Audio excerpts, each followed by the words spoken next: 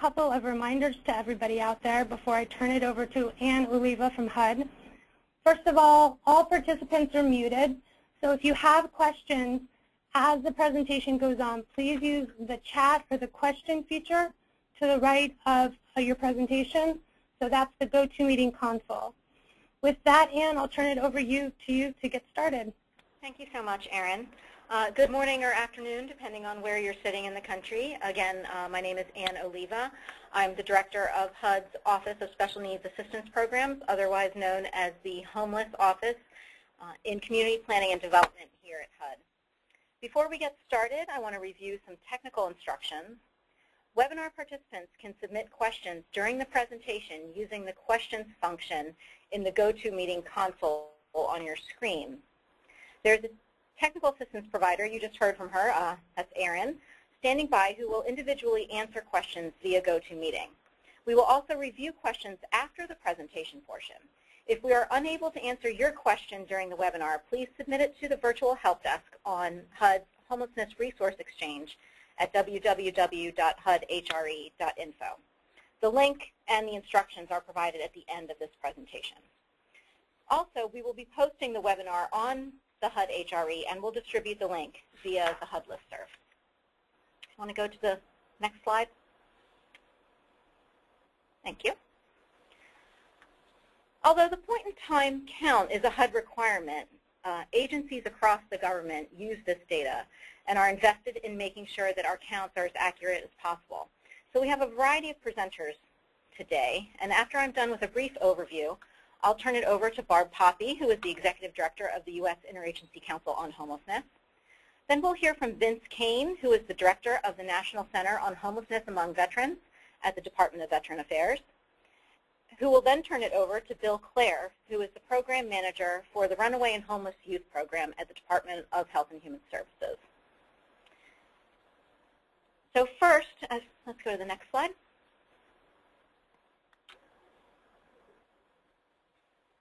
I want to do a brief overview of the presentation that you're going to hear today. Today's webinar will review changes to the HUD 2011 point-in-time count requirements in the context of a wider federal effort to prevent and end homelessness. As most of you know, a point-in-time count is a snapshot of homelessness on one night. It typically provides a count of how many people are homeless and information about their characteristics.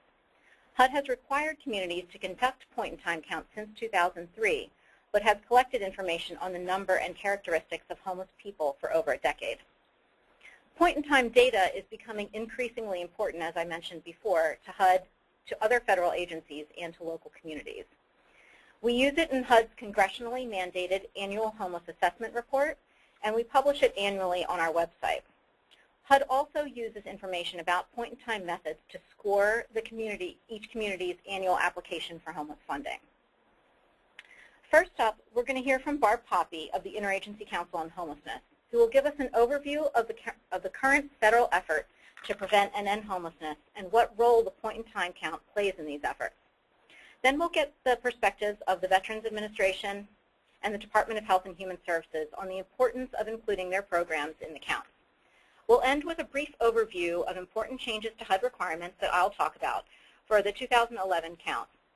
And then the reason that most of you are on this call, most importantly, is that we will actually have an hour for communities to ask questions about the point-in-time count requirements, reporting, or methods. In addition to the presenters I've already introduced, we have several of our technical assistance providers on the line to help answer technical questions. And again, I want to recognize Erin Wilson, who is actually our point-in-time guru over there at Apt Associates. So with that, I'm going to turn it over to Barbara Poppy from the U.S. Interagency Council. Good afternoon, everyone. I'm really excited to be here because we have 3 of our member agencies participating in this very timely call on the point-in-time count. I especially want to thank Ann and her great team at HUD for coordinating the call. And of course, I want to thank Vince and Bill for participating in this important interagency collaboration. I'm here really to reinforce the importance of the point-in-time count, as it is our best measure of how many people are experiencing homelessness across the country. A well-planned effort to have a comprehensive, unduplicated count in your community will guide the work of the Council and our member agencies in ending homelessness. We're going to be using the point-in-time data to really measure our progress against the goals that were outlined in the Opening Doors plan. And we want to ensure that we have the most accurate data for all populations in order to effectively target resources and programs. We certainly can't scale our national, state, and local responses to address homelessness among targeted populations if we don't have good data about the extent of the problem.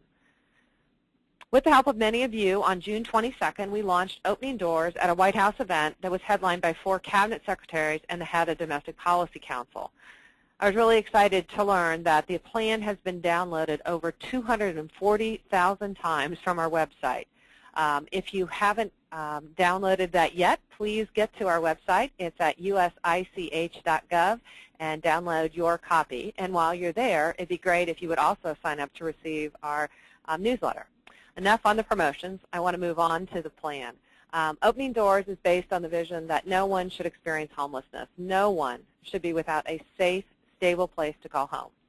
It's a vision that is shared by the cabinet secretaries that make up the U.S. Interagency Council on Homelessness. Opening Doors also represents a dramatic shift in our approach. It's based on the idea that solving homelessness requires that people access mainstream resources effectively and sufficiently to meet their needs and avoid homelessness. Mainstream programs are designed for people regardless of their housing status. Programs like Medicaid and TANF and the Supplemental Nutrition Assistance Programs and education. Historically, as you know, the federal plan to address homelessness was by default defined by a set of targeted programs that were limited to serving people who were homeless, programs which all too often were not well coordinated and rarely offered a seamless system of care. The new federal plan places prevention at the center and brings mainstream resources to bear. In our shift to mainstream resources, we are simply moving to where the dollars are. As important as targeted homeless resources, such as those available through the HUD or VA or HHS, have been to our cause, we simply need more resources, more mainstream resources on the table if we're truly to move the needle. Opening Doors has 4 bold goals. First, we will finish the job of ending chronic homelessness by 2015. By bringing permanent supportive housing to scale, we've reduced the number of people experiencing chronic homelessness nationally by 1/3 in the last 5 years. Permanent supportive housing rebuilds people's lives and is a far wiser investment of scarce public resources than cycling through emergency rooms, jails, and detox. Second, as Secretary Shinseki has boldly articulated, we will prevent and end homelessness for Americans, veterans, and their families by 2015. This is certainly a very important new goal for our country. And third, we will prevent and end homelessness for families, youth, and children by 2020. Fourth, and finally, Opening Doors sets a path of ending all types of homelessness. It outlines 10 objectives and 52 strategies. It's a big plan. So since June, USICH has been working with our council member agencies to make progress on the goals of Opening Doors. We have witnessed unprecedented collaboration among federal agencies, and we are very excited about the opportunity for continued progress moving forward, and hope that each of you in your local communities will be our partners in that plan. But let's talk about what we're here to talk about today, and if I could have the next slide, please, that would be great.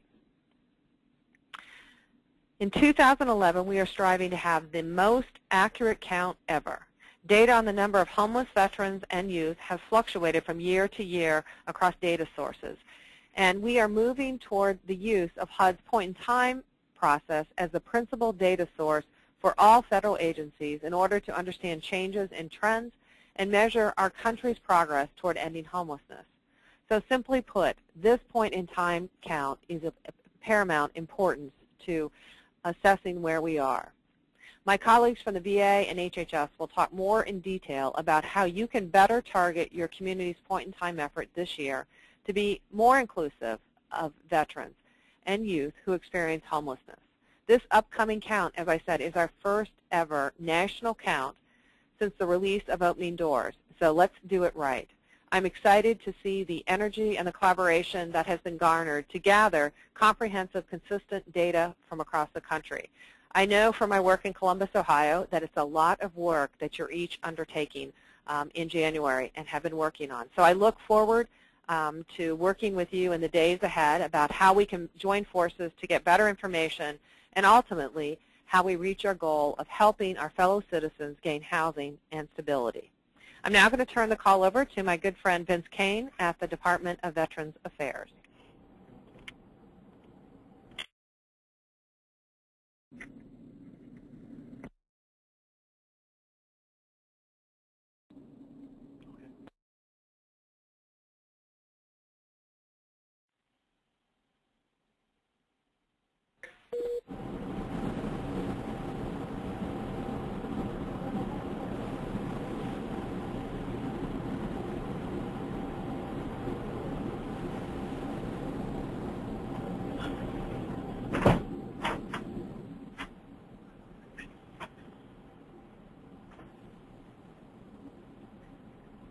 Vince, this is Erin Wilson from ABT. I think you may be on mute. Could you unmute your phone so everyone can hear you?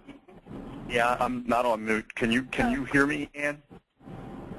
Hello? I can hear you now. Oh, good. Thanks, Barb. I got dropped from the call. I think I managed to reconnect, so let me kind of quickly try to get through the VA presentation. Good afternoon, and thanks, everybody. I'm Vince Kane. I'm the director of the National Center on Homelessness among veterans at the VA. You know, HUD and VA have been working together along with our other federal partners for some time to better coordinate efforts to end homelessness among veterans. The 2011 point-in-time count is a real opportunity to further strengthen our relationships and our efforts at national and local levels of government, and especially within service systems on the ground. In the past, HUD and VA have collected separate data on the number of homeless veterans in the United States. In 2011, the two agencies have really agreed to use the HUD point-in-time count as the definitive federal estimate of veterans' homelessness. The goal of collecting this information is to gain the most complete count of veterans' homelessness possible at the local and at the national levels. To accomplish this, HUD is requiring HUD-funded coordinating entities called continuums of care to collect information on sheltered and unsheltered homeless veterans. Next slide, please. The VA is requiring VA medical centers and VA department staff who work with homeless veterans or on homeless issues to seek out continuum of care representatives in their area if contact that has not yet already been made. At the conclusion of this presentation, we will provide links to resources to help connect VA and COC staff. There are several ways that VA staff can assist the COC in planning for and conducting the point-in-time count. VA staff can help COCs update lists of programs that serve homeless veterans or identify locally where homeless veterans typically sleep outside. This will ensure that both sheltered and unsheltered populations are included in the count. Depending on the methods your COC is using, identifying other VA service centers or VA service organizations could also be valuable. Lastly, volunteering to help during the count and to recruit other volunteers, particularly formerly homeless veterans, may help COCs visit locations that they have not previously had the resource or the experience to cover. In summary, I want to stress that we all have a stake in the outcome of the 2011 point-in-time count. Data from this endeavor can and will help inform progress toward ending veterans' homelessness within the next 5 years. Let me turn it over to Bill from HHS. Vince, thanks so much. This is Ann Oliva from HUD again. Erin, I just want to check. I know we've been having some technical difficulties getting Bill on the line. I'm right here. Excellent. Bill, you're up. This is Bill Clare. I'm a Youth Services Program Manager for Runaway and Homeless Youth Programs at Health and Human Services' commitment to the federal goal of preventing and ending family and youth homelessness within 10 years. Today, I'll specifically focus on homeless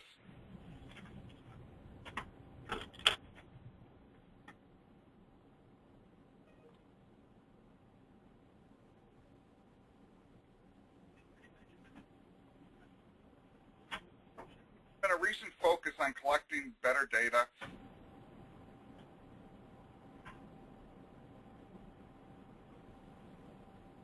find and collect information about. Often, unaccompanied hide from police or service providers because they do not want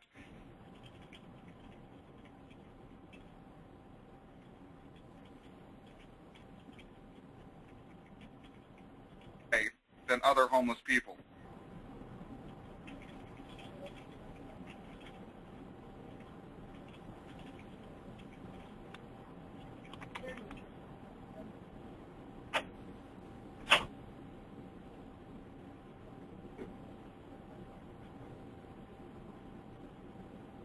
The upcoming 2011 count. Fostered a trusting relationship with unaccompanied youth.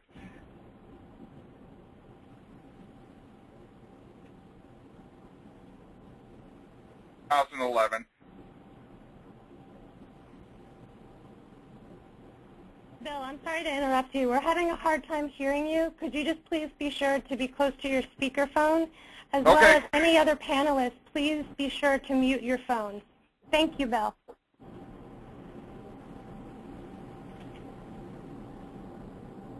Work with youth organizations to count shelter, those living in emergency shelters, housing, population information to HUD. Service organizations can help make sure program rosters are up to date and provide information about any residential programs unaccompanied youth. Also strive to put together a strategy to find and count unsheltered, unaccompanied youth. 2011, then for future counts. The location where youth live or spend time. Staff can also participate in the count and have reported that enlisting the help of youth has been particularly useful in improving the count. Collecting information on unsheltered, unaccompanied youth will give COCs and youth organizations a better understanding of unmet needs in the community and data to demonstrate that need in funding applications. Providing services to unaccompanied youth now could prevent long-term homelessness later in life. I encourage youth-serving organizations to contact the COCs and COC entity in your community if you have not currently done so or are working together. At the conclusion of this presentation, we provide links to resources to help connect youth service organizations and COC staff. Thank you. Thank you so much, Bill. For anybody who is having trouble hearing Bill, we will, again, just to remind you, we're going to be posting these slides so that you can see what he was specifically discussing in his presentation.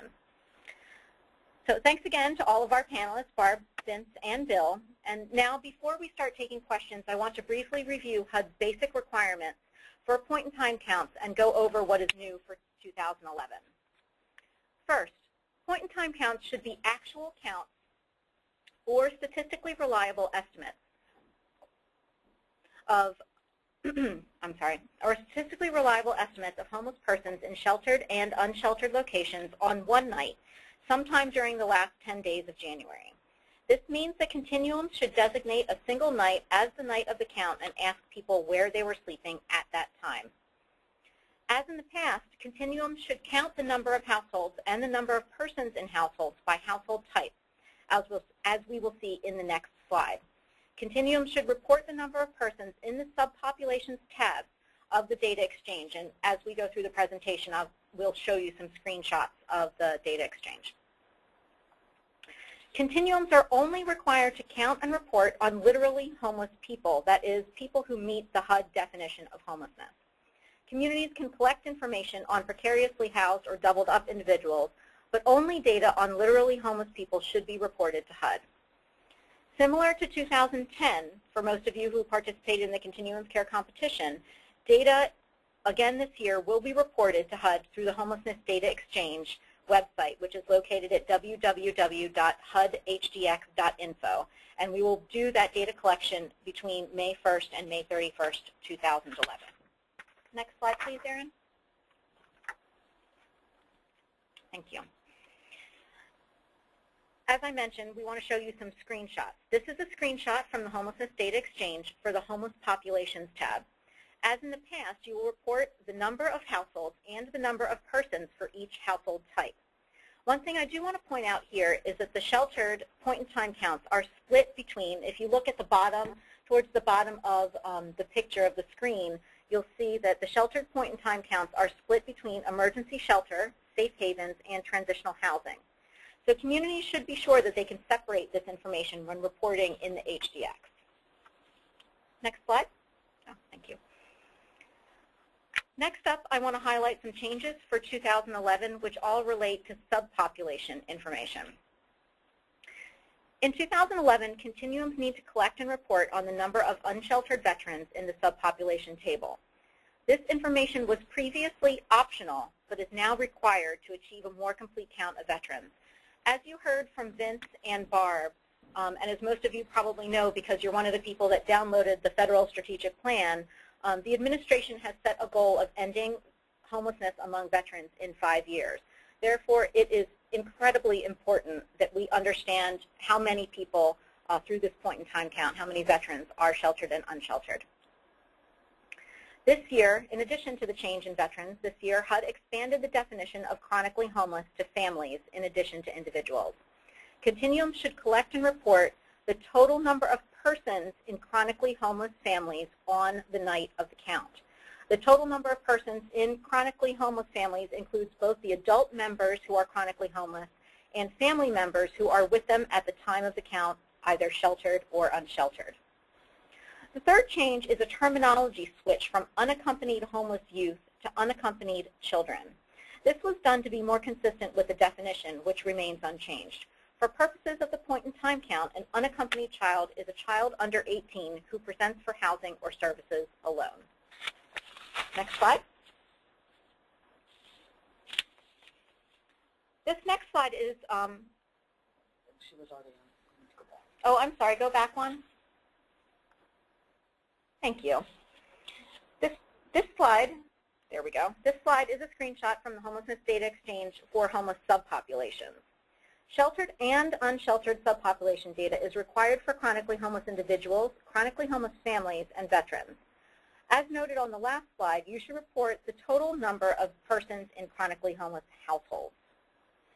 Sheltered subpopulation data is required for persons who are severely mentally ill, for people experiencing, homeless people experiencing chronic substance abuse, persons with HIV and AIDS, victims of domestic violence, and unaccompanied children. Unsheltered subpopulation data for these populations is optional, as it has been in the past. It is important for communities to reach out to providers serving special needs populations to ensure the accurate and appropriate collection of point-in-time data for each subpopulation. In turn, service providers are encouraged to get connected with their local COC.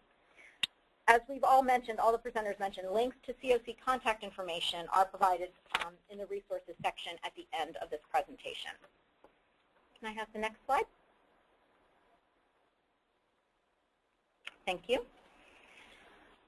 Given that we have an increased focus on veterans in this count, we want to be sure that we're all using the same definition so we have a consistent count across the country. Continuums should collect information on veterans according to the following definition. A veteran is someone who has served on active duty in the armed forces of the United States. This does not include inactive military reserves or the National Guard unless the person was called up to active duty. Active duty is receiving orders to go into combat or to serve stateside. HUD guidance released last month in December provided example questions to help continuums accurately determine veteran status. Next slide. In terms of sheltered veterans data, continuums should include VA housing programs with beds that are dedicated to serving homeless veterans in the sheltered count. For example, the Grant and Per Diem program and HUD VASH.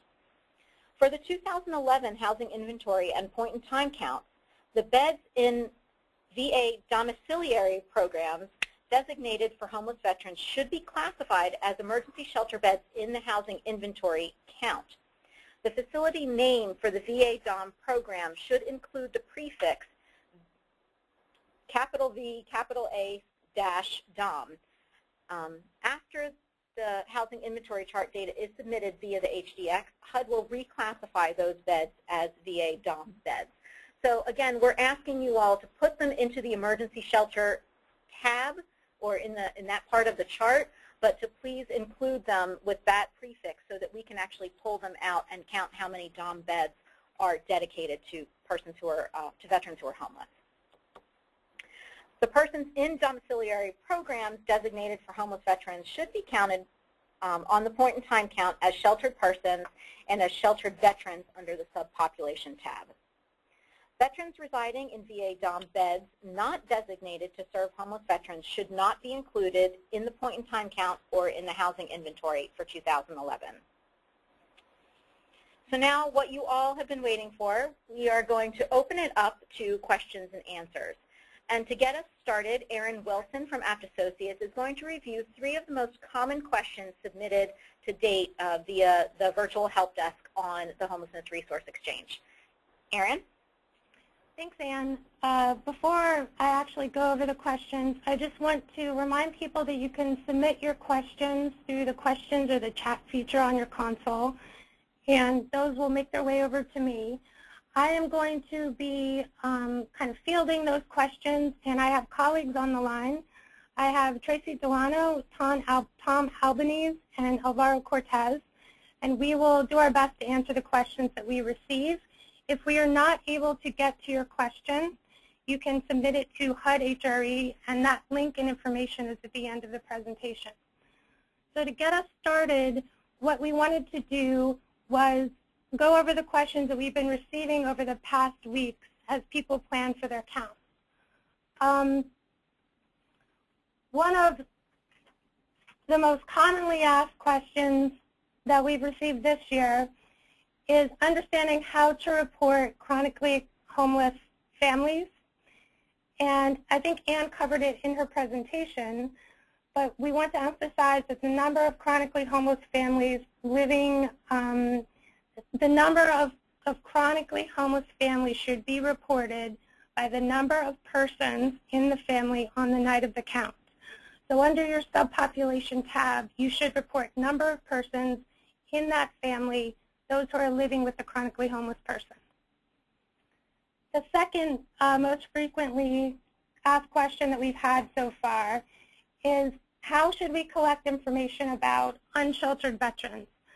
As Anne mentioned and as Vince mentioned, we are requiring, HUD is requiring you to report information about unsheltered veterans in your subpopulation information.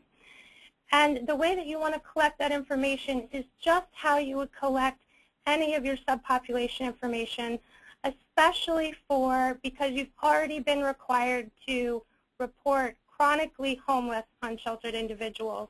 So if you collect your chronic information using a survey, for example, you should ask about veteran status as you are implementing that survey. Lastly, and this is a common question that is not new this year, but more frequently asked this year, should we include precariously housed people in point-in-time data reported to HUD? As Anne mentioned in her presentation, you should only report literally homeless people to HUD when you report in the HDX. This does not mean that you cannot collect other data on precariously housed people for your own planning purposes, but you need to be able to separate out that data when you're reporting to HUD. So we have a couple more questions that have come in so far, and again, you can submit those using your console.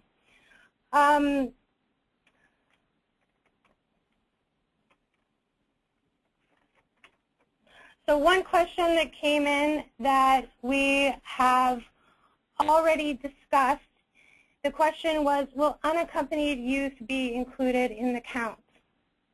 The answer to that question is yes, unaccompanied youth should be included in your counts. You're required to report information on sheltered unaccompanied youth under the Subpopulation tab. And that is consistent with past years. We just wanted to clarify the definition of unaccompanied children. Because as Ann was saying, there's a clarification of the definition from unaccompanied youth to unaccompanied children. Another question came in as to whether or not those who are incarcerated on the night of the count should be included in the count. Here we want to distinguish between program eligibility definitions of homelessness and definitions for the point-in-time count. Those who are actually physically still incarcerated on the night of the count should not be included. It could be that they might be getting out of jail a week from now, and they could be eligible for certain homeless programs if they have nowhere to go. That is different than the definition that we use for the point-in-time count. So for the night of the count, they would not be considered literally homeless.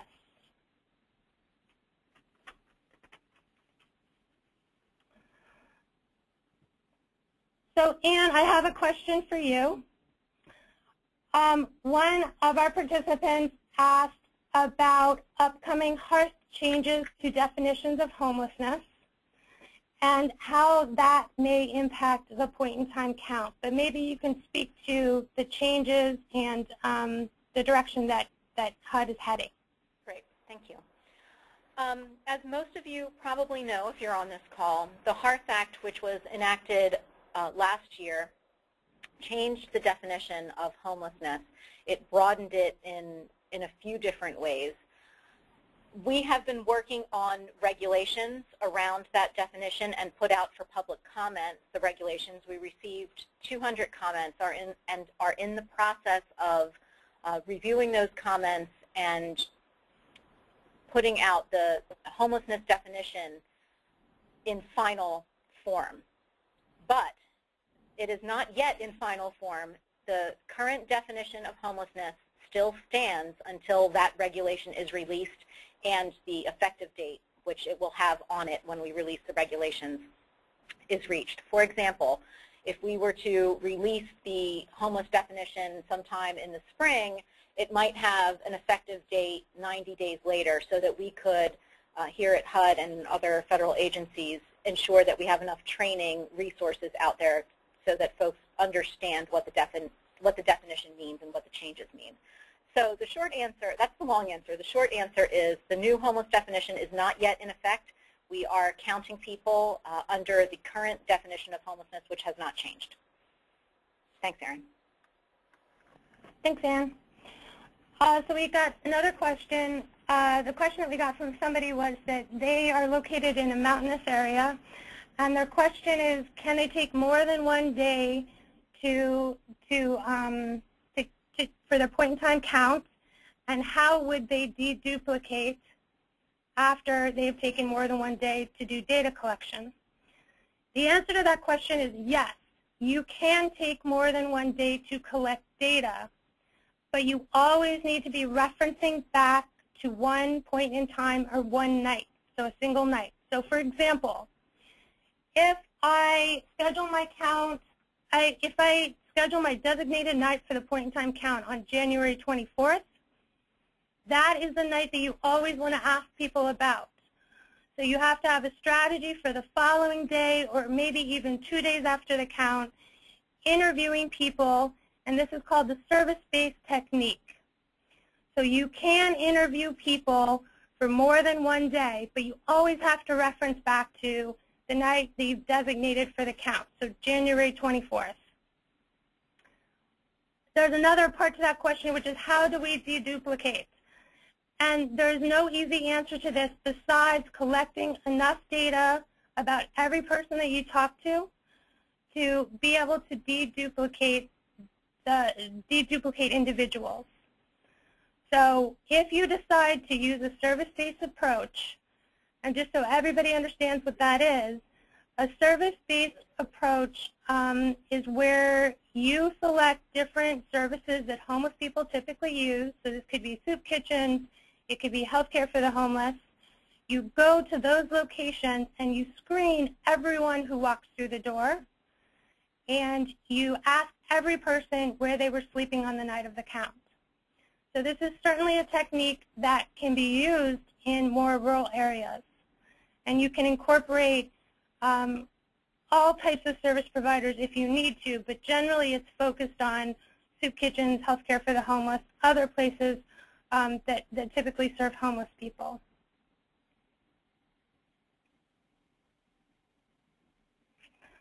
I am looking at my other questions.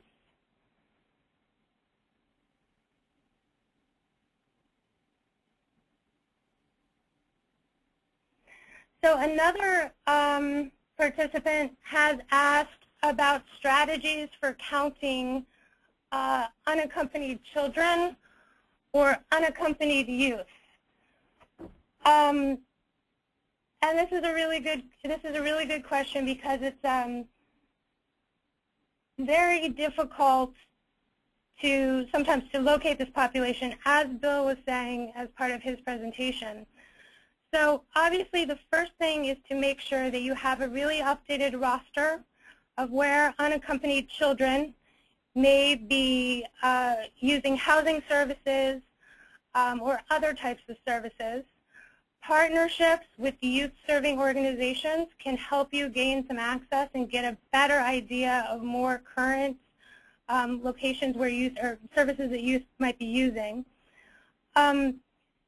So that's really critical. And what we're asking for this year, what HUD is asking for, is for you to make sure that you have a pretty good count of your shelter population.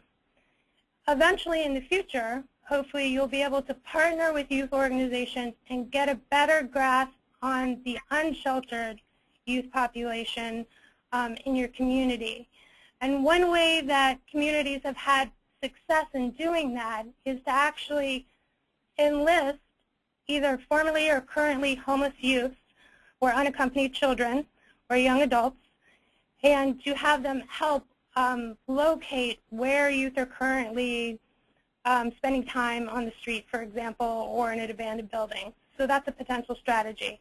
But I want to reiterate, the only expectation this year is for you to report shelter data for unaccompanied children.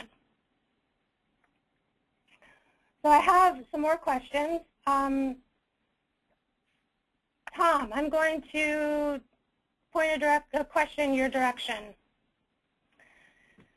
So one of the questions is that VA providers don't have access to HMIS, and the question is, how can they provide information about VASH to HUD, or are there communities that are already doing that at this point? So if you can just update us on reporting on VASH.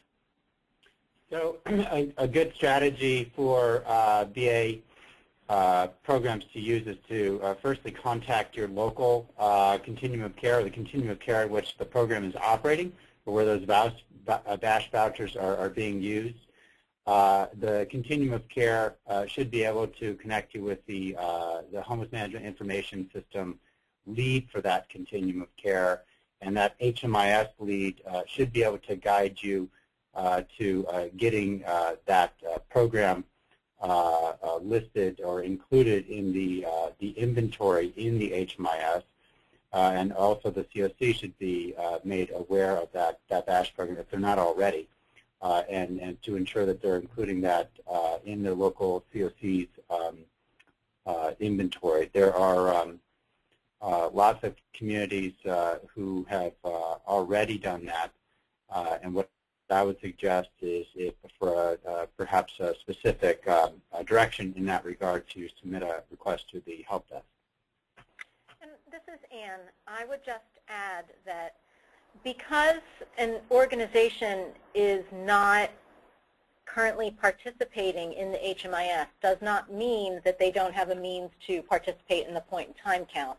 A lot of times there is sometimes a supplemental survey that can be administered in some communities where you have shelters that might not be in HMIS at this point.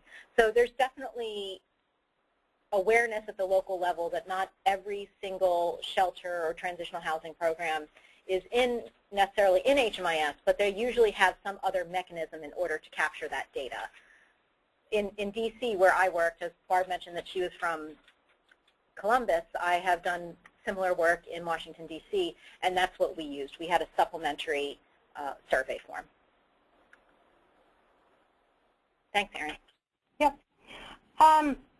So we got another question about veterans and trying to clarifying how the veterans information, the sheltered veterans information should be reported and counting.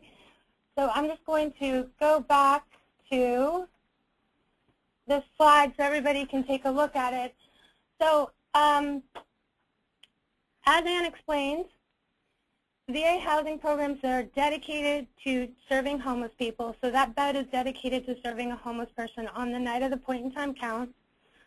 Those programs, such as grant per diem, should be included in the sheltered count. Where it gets a little bit, where it's a little bit more confusing are VA domiciliary programs. So those beds should only be counted if they are designated for homeless veterans. And HUD would like you to separate those out on your housing inventory chart with a prefix, which is VA DOM, as shown on this slide. And that is because HUD wants to be able, after they receive all the data through the HDX, they would like to be able to go back and separate those programs out.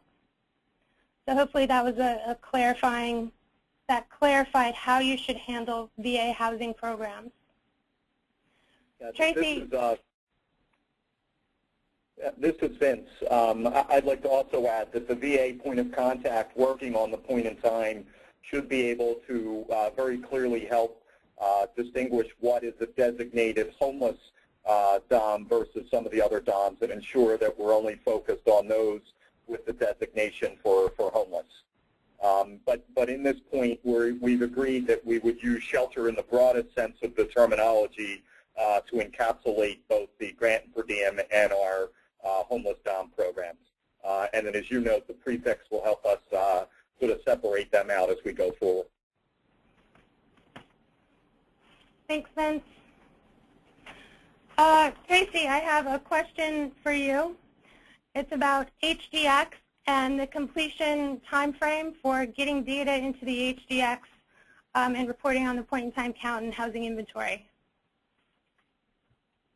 Okay, thank you, Erin. As Ann mentioned earlier, the HDX will be open for data entry starting May 1st, and you will have that month until May 31st to get both your point-in-time information in and your housing inventory information in. Thanks, Tracy. Mm-hmm. I want to come back to the veterans issue. We got a question asking whether or not VASH was always permanent supportive housing, and if it is permanent supportive housing, why is it included in the point-in-time count? Tom, I'm going to direct that to you. Let me know if you need to transfer it to someone else. And I'm happy to answer as well, Tom. Yeah, I think actually it's an, tell me, correct me, Ann, if I'm wrong, but I believe that's an error on the slide because VASH is considered permanent supportive housing, at least in all the cases I'm familiar with.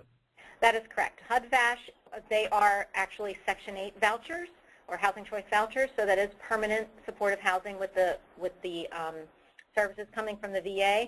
The reason that it's included here is because they are being included in the housing inventory chart because they are dedicated to people who are homeless veterans. Yeah, I think it's just slightly, perhaps folks might misconstrue it on the slide, and I would suggest that when this gets posted, we'll make that correction. It's a good point. Okay, so we have a question, continuing questions about veterans. We got a question about, does the VA actually deploy volunteers for the point-in-time count? And I think that the message that Vince has given us is that and that HUD is given is that there's a really strong push for HUD and on-the-ground COCs and the VA folks in local areas to collaborate. That can mean a number of different things, and I suggest taking a look at the guidance that HUD had posted about collaborating between COCs and the VA. It could be that the VA helps you plan for your count. So for example, if they're working with homeless veterans, they would be able to let you know where potentially unsheltered veterans are living. It could also be that they are a source of enumerators for the night of the count.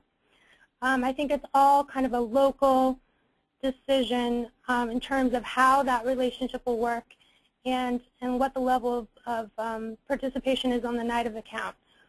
I think HUD and the VA probably both strongly encourage that to happen. And actually, I don't know, Vince, if you want to add anything else to that. No, I think that nicely summarizes it. Our expectations at the VA is that VA will be a full participant, not only during the PID count, but on an ongoing basis with the continuums of care. We really see this as a hand-in-hand effort to identify, the veterans and their families that are on the streets requiring supportive services from us to help them end their homelessness. So we've sent a very clear message from our senior management to the medical centers asking for full participation in the PID count as well as in the ongoing continuum of care meetings. That can all get defined at a local level as how engaged they should be, but we expect them to be part of the actual count and to be assisting by getting volunteers, particularly former homeless veterans, to help in the PID count where that is seen as beneficial to that continuum of care. Thanks, Vince. So we got another question about veterans, and the question is, how do you determine if someone is a veteran? And in the slides, I believe that Ann had referred to guidance that HUD has put out, and one of the great things is that HUD has actually provided a couple of questions that they've worked on with the VA, and the two questions that you can ask are in this link right here on the bottom of your screen, and you should go to that guidance. But the two questions are, have you ever served in the armed forces? And were you activated into active duty as a member of the National Guard or as a reservist? So those example questions are in that guidance.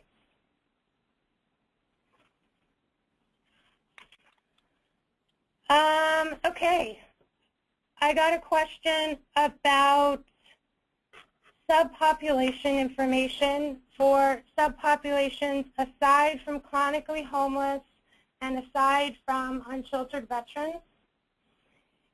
And the question is, domestic violence, mental illness, are those still only required for adults?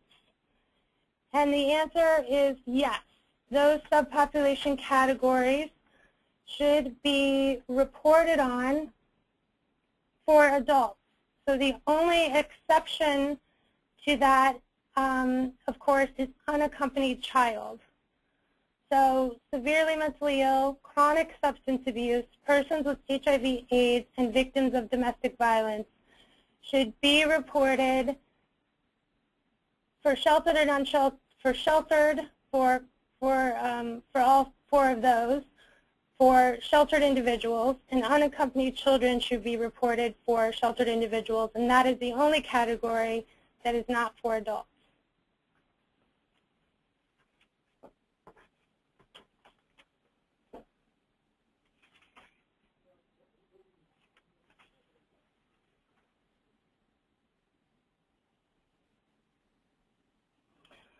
We received another question about counting people who were homeless at one point in time but have since entered permanent supportive housing and are living in permanent supportive housing on the night of the point-in-time count. Those individuals, anyone living in permanent supportive housing, should not be counted as a sheltered individual. on the night of the point-in-time count, so they should not be included. Only emergency shelter, transitional housing, and safe haven should be included. And just to add to that, Erin, this is Ann. Again, people in permanent supportive housing are in permanent housing, so they are no longer homeless. They are formerly homeless, but those beds are being counted in the housing inventory count under permanent supportive housing.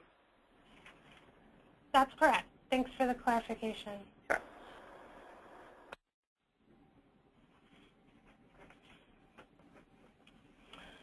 We received a question about domestic violence beds and if they should be counted in the point-in-time count. The answer to that is obviously that domestic violence programs do not report to HMIS, so the question is, can you get information for the point-in-time count? The answer to that is yes, they should be reported in the point-in-time count, and you would need to work out on a community level and with your provider how that information would be collected. And I don't know if you want to speak to the domestic violence issue any more than that? Sure. I think it's really important for us. This is the only place, because our domestic violence programs don't participate in HMIS in the same way that that other HUD-funded programs do. I think it's actually really important for us to get an accurate as we can account of folks who are in those beds. So I would really encourage our continuums to go to their domestic violence shelters and get them to participate in the point-in-time count. There is no identifying information that's needed for the point-in-time count. You can do it on the aggregate level. I'm sure there's communities out there that have best practices or good practices around how to get their domestic violence programs to participate. But I would encourage you all to make sure that they do, so they are included in the point-in-time count. And if I could add on to that, similar to the strategy that might be used for a VA homeless-specific or homeless-designated domiciliary program, domestic violence shelters can also be listed on the housing inventory, but though they wouldn't be entering client data into HMIS, they still could be surveyed for persons who are sheltered on the night of the count.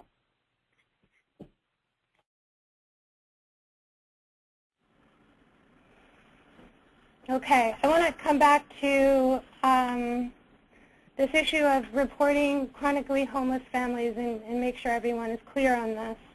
So the question is, do children get counted in chronically homeless families? On the subpopulation tab, which we are actually looking at right now, which is great. So the answer to that is yes. Under the chronically homeless families category on the subpopulation page, communities should report the total number of persons in the household. So this means that if there are children living with a chronically homeless adult when they are counted on the night of the point-in-time count, that total number, all the members of the family should be reported under the sheltered category. And again, HUD has been sending out different pieces of guidance, and there are resources at the end of this presentation.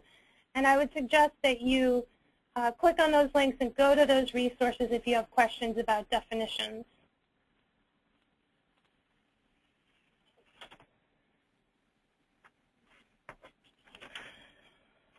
Okay, another question about families. Households with only children. So if there is a child and they have teen parents, the question is, would that family, would that child be counted as an unaccompanied child? In other words, because they presented for services with no adult present because they have teenage parents. The answer to that question is no, they would not be counted as an unaccompanied child. That's because they are not technically unaccompanied. They presented with parents. Everyone just happens to be underage. Hey, Erin, this is Tracy. If you go back to the homeless population screenshot, that's where households with only children are categorized. So you can see the top is persons in households with at least one adult and one child. The second category down is persons in households with only children, and that's where you would split out the youth-headed household population. Great. Thank you, Tracy. Sure. So we have another question about who is included in the point-in-time count. And Tom, I'm actually going to direct this one to you because it has to deal with HPRP. So the question is, do we include HPRP clients or households in the point-in-time count? So folks may want to refer to the HIC instructions, the Housing Inventory Count instructions, which were updated on January 4th and posted to the HUD HRE for more specific detail. But for persons assisted through HPRP rapid rehousing programs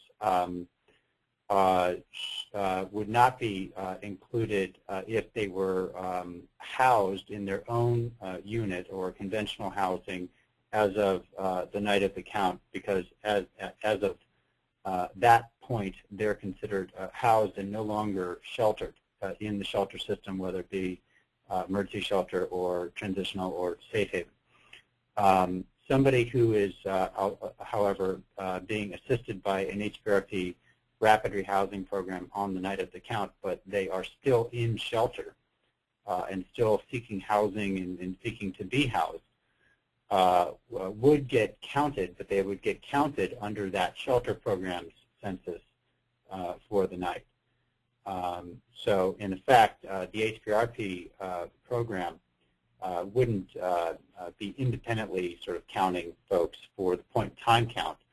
The only exception to that might be if there's a use of HPRP funds for a hotel or motel voucher on the night of the count for an individual or household, then those persons would be included as in a sheltered situation, but those units should also show up on the emergency shelter inventory.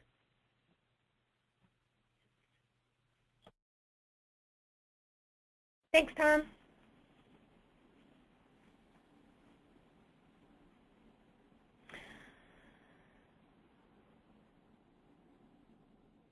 So this is a question actually for Ann, or maybe for both Ann and Bill. The question really is, how does the McKinney-Vento definition of youth homelessness apply in this case? So in other words, what is the crosswalk between HUD's definition of unaccompanied child and HHS definition of homeless youth? This is Ann. I mean, I think the biggest difference is in the current definition, and I'll say it again, we are using the current definition of homelessness that's in effect right now. We don't count doubled up youth or families as homeless. And the education definition does, in fact, count those folks as homeless. So we are using the current definition regardless of the status of the new definition under the HARTH Act, and that's really the main difference. So we are not using the Department of Education definition. I don't know whether that was specific enough, but. No, I think that gets to the point of the question, and then the other piece of that question is that it's true that some HHS programs do extend beyond 18, but as Ann said, unaccompanied child for the purposes of the point-in-time count is children who are under 18. Yeah, that is correct. And I think that that's important for people to understand. It's part of the reason that we changed the terminology that we're using. A lot of programs, just as an example, a lot of programs identify, both HUD-funded programs and HHS programs, use the term homeless youth to include those young people who are aged 18 to 24. Again, if those folks are homeless, then they would be counted as adults because they are legally adults in this count. And unaccompanied child would be under the age of 18. So it doesn't mean that we're not counting them if they are in one of those homeless programs and they meet the definition. It just means that you have to know whether they're under 18 or over 18. Right. So we have another question for you or for HUD, Anne, and that is, how is a safe haven defined? So I'm going to pass that along to you. We can also save that for the frequently asked questions if we need to. Sure. Right off the top of my head, I can't recite the definition of a safe haven, but I can tell you where to find it. It was in the 2010 Notice of Funding Availability for the Continuum of Care Program, and it was in also the 2009 Notice of Funding Availability for the Continuum of Care Program. But in general, safe havens are defined as programs that are 25 beds or less, that have private or semi-private quarters, that don't have a defined length of stay, and are specifically for homeless people who have severe mental illness. So those are the basic components of a safe haven program, but to see the exact definition, I would let people, go look at the NOFA. Thanks, Anne. I could add in, too, there's also the definition of safe haven is included on page 3 of the HIC instructions, again, available on the HUD HRE. Thanks, Tom. So, Vince, I have a question for you. And the question is, are there any ideas for VA stations to assist more rural communities with point-in-time counts? I'm sorry, could you repeat the question? Sure. Do you have any ideas for VA stations to assist more rural communities with point-in-time counts? So some of the ways that we have highlighted in the guidance, just to get you started, of course, are planning for the counts and understanding where encampments might be. But I don't know if you had any other thoughts about how a VA station could help in a more rural place. I think one of the key areas is through the homeless outreach coordinators that have been a part of the rural teams at the local medical centers that are situated in rural communities. These outreach workers have a very good sense of where veterans may congregate in these communities if they're not using shelters, and that they could be a very pivotal resource to the COCs and to the team that is actually conducting the street count. So I think, really connecting with those medical centers and having the medical centers, particularly the outreach workers from the medical centers, advising the rural communities is really an important endeavor. We in the program office are available to help with data that we have with respect to information about veterans that we've contacted in rural communities and where that contact has occurred so that we can try to get a more accurate account. But I think the most important resource is that homeless outreach worker at those medical centers that has been doing this day in and day out as really a key resource to the continuum to better identify where veterans may be congregating. Thank you. We received another question about contact between the VA and the COC. And again, I want to emphasize there are some resources at the end of the presentation that provide guidance that was published by HUD. And if you link to, for example, the second bullet on the additional information slide, you will go to the full guidance that HUD put out and that HUD partnered with the VA on. And there is actually a link to contact information for both COCs and for veterans in that guidance. So if you are a COC looking to make contact with VA facilities in your region or in your community, go to that guidance and you will find some links to contact information, and vice versa for VA staff in communities. Right. I was going to say the reverse of that is also true, where we've made this available and have asked the medical centers to do the outreach to the continuums. Great. So we have another question about veterans.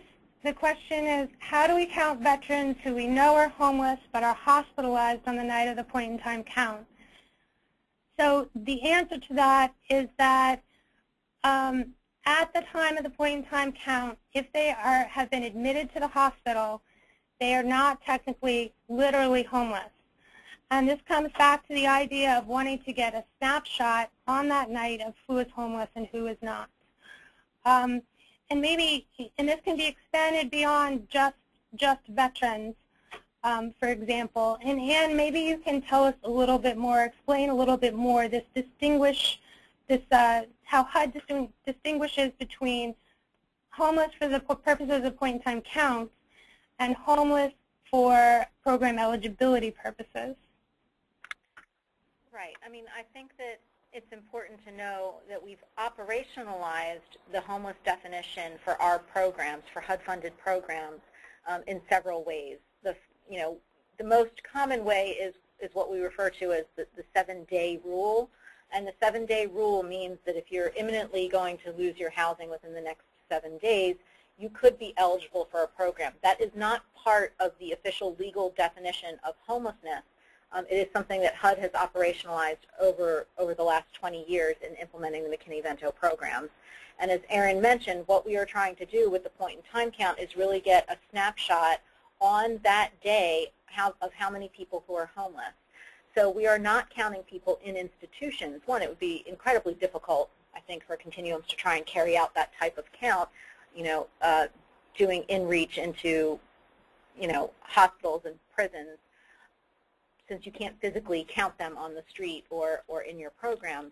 But again, folks who are in institutions are not technically homeless on that night. So the point-in-time count is just that, a snapshot. Thanks, Anne.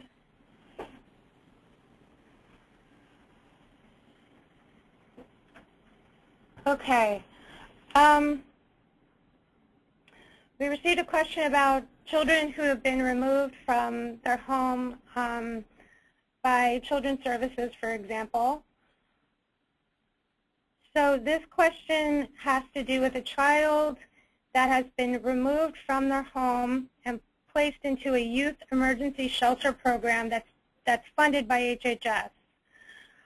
Under HUD guidelines, children who have been removed from their home and have been placed in temporary housing due to no fault of their own should not be included in the point-in-time count. And Erin, that's because they are considered wards of the state. In HUD terminology, and someone who is removed from their home by the state are considered wards of the state, and they are not considered homeless. Right. And I have a question for you, and maybe you can speak to this one. Why are unsheltered, unaccompanied youth not required to be counted? Do you want me to get that one started? Why don't you go ahead and get that one? Okay. So I think the reasoning behind not counting unsheltered, unaccompanied youth, which we are now calling unaccompanied children, is because the remainder of the subpopulation information for unsheltered people is optional. And we all recognize, as Bill was saying, that finding and counting unaccompanied youth is a very difficult challenge. It's also a very important population for a community to have a sense of. So by all means, if a community can partner with youth-serving organizations and has good trusting relationships with some current or formerly homeless youth, then communities should move forward and collect that information. At this point, it hasn't been a requirement from HUD's perspective. Yeah, and I would add to that, Erin, this is Anne again, that remember when we first started these required point-in-time counts, not a lot of programs were in HMIS. And I guess I would say that it has probably gotten more the point-in-time count itself has gotten more institutionalized in communities. Communities know how to do it. It's been several times, they've done it several times now. And we started with what we thought was the most critical piece of information that we needed, which was the chronically homeless, and will require more as time goes on, especially as communities get more sophisticated with their HMIS data and have outreach providers participating in their HMIS as well. So I think it's not that we were trying to exclude homeless youth, children, unaccompanied children, but that we recognize that the endeavor of doing a point-in-time count in a community is a difficult one, and to get it sort of rolling and everybody's methodology consistent across the country, or as consistent as possible across the country, we were trying to be sensitive to that. Thanks, Ann. Aaron? Yes. This is Bill Clare. Sure. I was just going to say that community COCs, if they in their community, can look up if they can find them youth drop-in centers. So if they're looking to count that population, the drop-in centers, that's a number of homeless, unaccompanied children, youth may appear there on that night they're doing their count, and could get them into the count. Yeah, I think that's a really good point, and I think it comes back to connecting with youth serving organizations and being aware of the services that youth in your community are using. And just like any information that's collected, obviously HUD is only requiring sheltered, but if your community really realizes that it needs to be collecting that information for unsheltered, then it definitely should. The other reason to collect that information is so that you have evidence for potentially transitioning resources to address unmet needs that perhaps you weren't aware of before. So I think that makes a good point of making sure that you're aware of any youth drop-in or homeless child drop-in centers. So I have a couple of questions about counting methodology and techniques. Somebody had asked, what is statistically reliable estimate? So what is a statistically reliable estimate?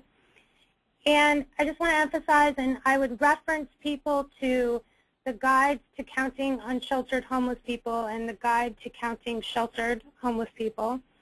First of all, when we say statistically reliable, we are actually speaking about using methods so that whatever sample of people that you count on that night is actually representative of your homeless population if everyone was counted. Generally speaking, communities need assistance making sure that they have an accurate statistical estimate. And the community that comes to my mind right now is Los Angeles or New York, that are very large communities and that actually hire or have statisticians in-house to help them with that estimate. We recognize that every community has those resources, but that's the kind of expertise that we're talking about, and it could be that you are able to partner with a university or some other organization in your community for that help.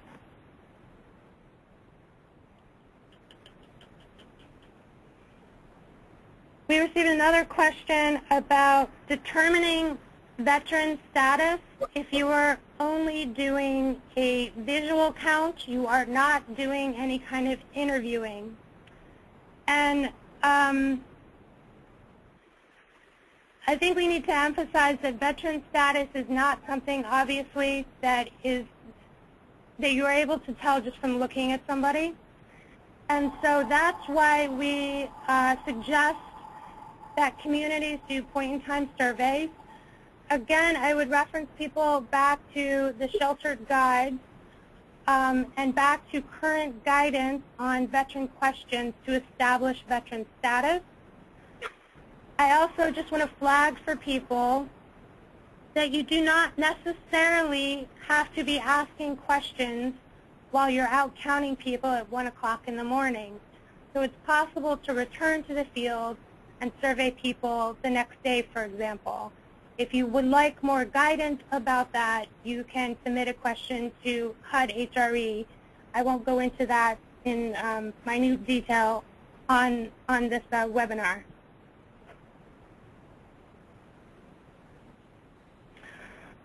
We received another question about chronically homeless, and the question is, can a child be chronically homeless? And I think this ties back to chronically homeless families. So the answer to the question is no, a child alone by themselves cannot be chronically homeless. And I want to just point everybody back in the direction of chronically homeless families. So if you find a chronically homeless individual who is living with children or staying somewhere with children on the night of the count, all of those people should be reported in the subpopulation table. But currently, and Anne, I'm going to toss this to you just to make sure that I'm correct with this, a child cannot be chronically homeless. Yeah, that's correct. We don't count unaccompanied children as chronically homeless.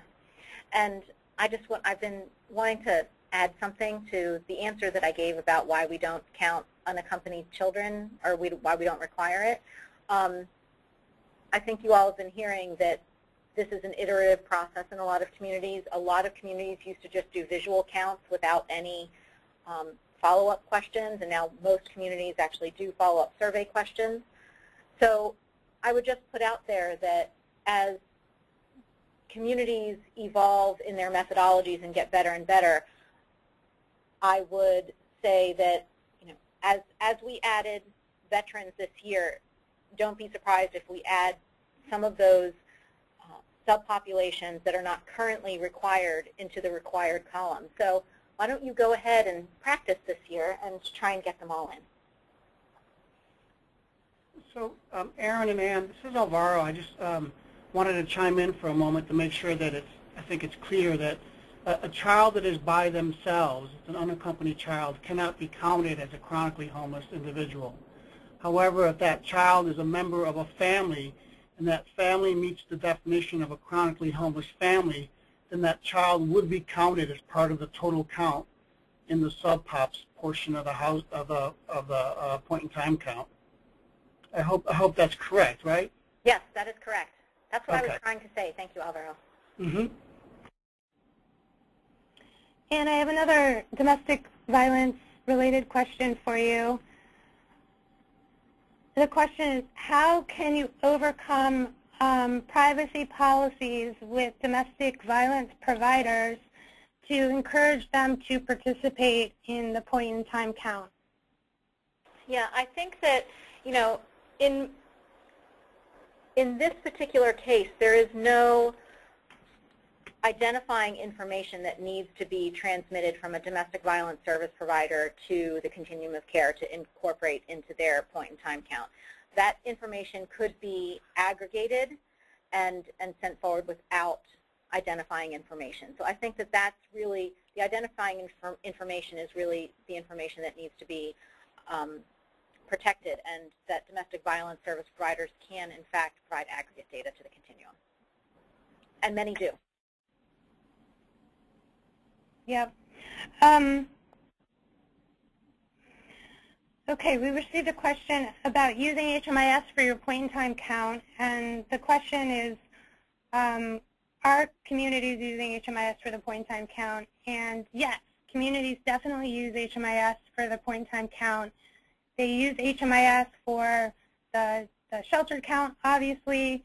If your outreach program is reporting to HMIS, you can also use it for that. I want to caution everybody that to use HMIS for your point-in-time count, you have to have excellent data quality and coverage by the time the point-in-time count happens. And we actually, at the most recent HMIS conference, had a presentation in both Denver and Atlanta, and you can go on HUD HRE and look for that presentation, which had some ideas and suggestions for using HMIS for your count and preparing for your count using HMIS.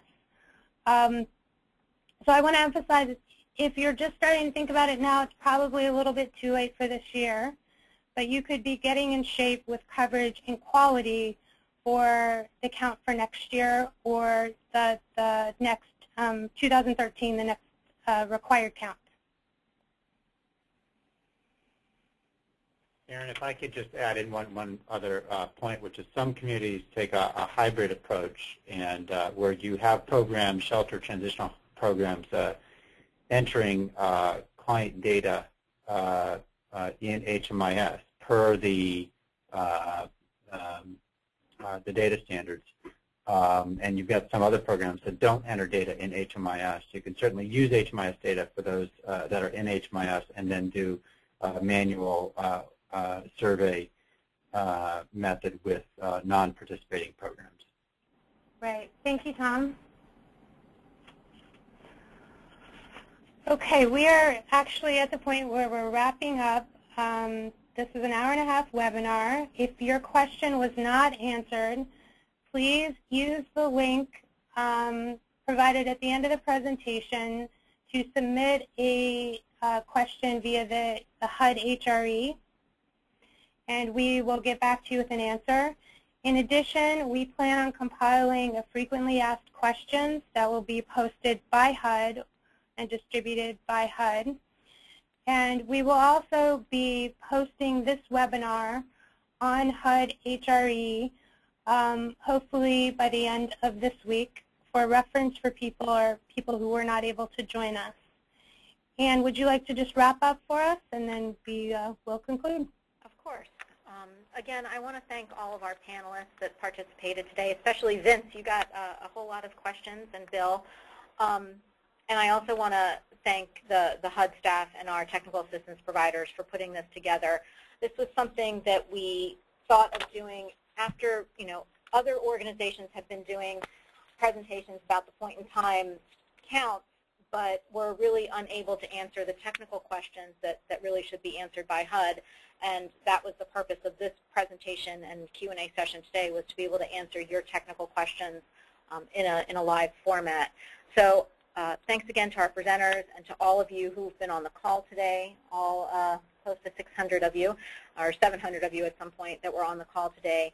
And good luck to everybody in conducting their point-in-time counts at the end of the month. Thank you so much.